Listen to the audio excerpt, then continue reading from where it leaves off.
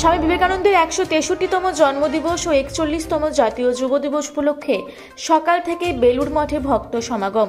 ভোর ৫টায় স্বামী বিবেকানন্দের মন্দিরে মঙ্গলারতির মধ্য দিয়ে পুজো পাঠ শুরু হয়। সকাল থেকে হাওড়া সদর এলাকার বিভিন্ন স্কুল ও বেলুড় মঠের শাখা সংগঠনের পক্ষ থেকে প্রভাত ফেরির মাধ্যমে পড়ুয়া ও শিক্ষার্থীরা যুব দিবসে বেলুড় মঠে সামিল হন। এরপরে মূল মন্দিরের বাঁদিকে অস্থায়ী মণ্ডপে সারাদিনব্যাপী নানান ধর্মীয় অনুষ্ঠান রাখা হয়েছে। বেদপাঠ, ভজন, ভক্তিগীতি, স্তবগীতি, স্বামী বিবেকানন্দের জীবনী পাঠ, দুপুর ৩টে ধর্মসভা ও সন্ধ্যায় সন্ধ্যারতি পর অনুষ্ঠানের পরিসমাপ্তি।